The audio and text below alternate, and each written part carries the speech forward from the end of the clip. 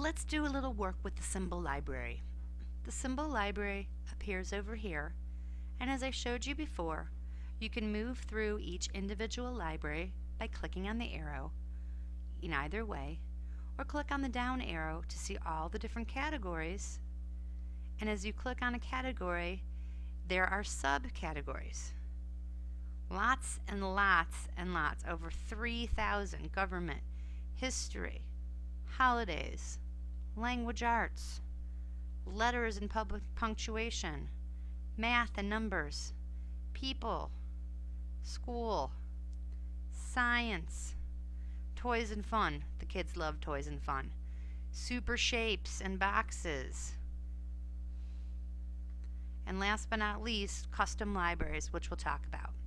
So just say I want animals and plants and I'm looking at pets. Once again, you can click and drag to bring them out so they're not attached to anything. Or I have an existing one, click and change it. Make a bunch of symbols, they're plain, click, pick, click, pick, click, pick. Now notice, that turtle guy, he's moving. Some of them are animated, and you can't tell if it's animated unless you put your cursor over it and then you see that it's moving.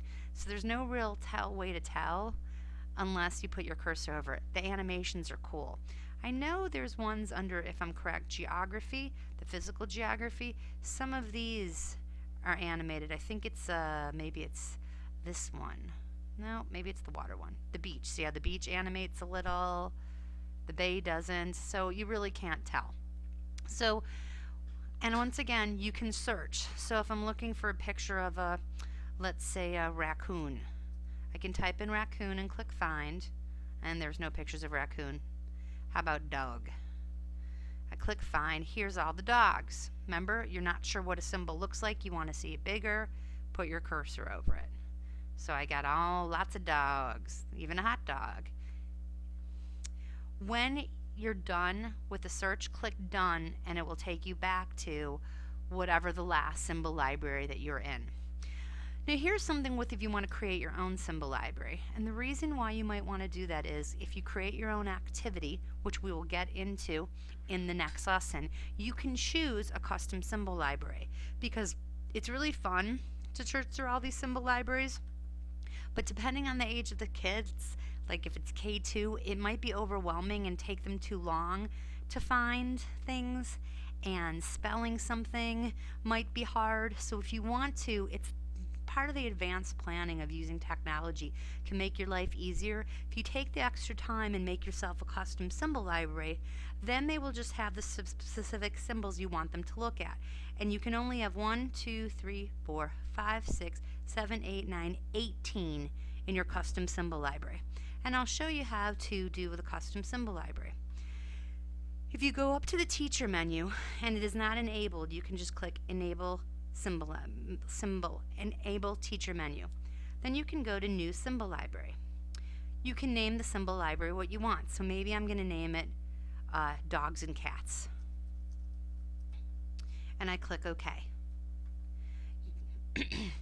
It's right here. There's nothing in it. And you're thinking, okay, well, where'd my symbol library go? Now what do? You go back to the teacher menu and pick edit symbol library.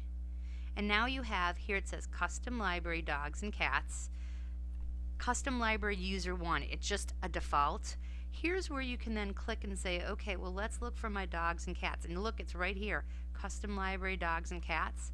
And I can go up and I can look into my different libraries and see, okay, well, let's look in the pets.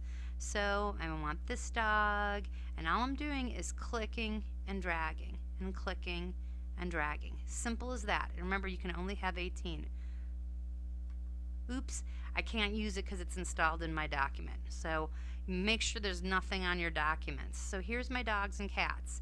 You don't have to have more than, you don't have to have 18, but that's as many as you can have.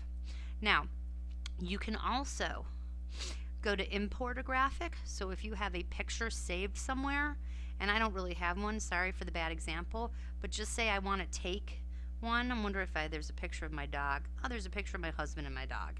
You can click on a picture that you want, that you have saved on your computer, and open it up, and it will say, do you want it the actual symbol size or the standard symbol size? You always want to pick the actual symbol size because you can see over here how giant it is and you probably don't want it that big. So you click OK, and now this picture, you'll have it in your symbol library.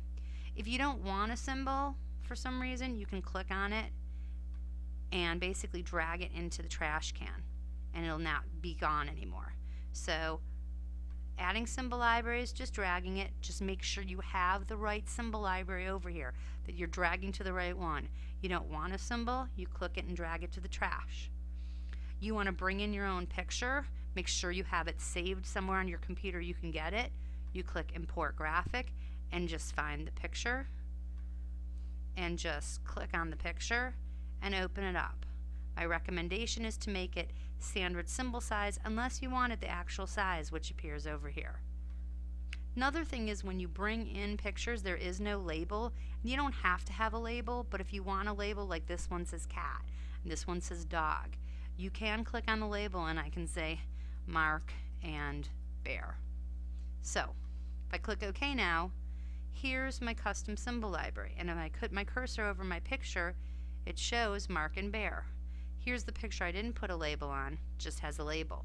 I want to use it, I click, and there's Mark and Bear. You can make them bigger. So you can make your own symbol library so you can direct the kids. It can either be in there and look where it appears.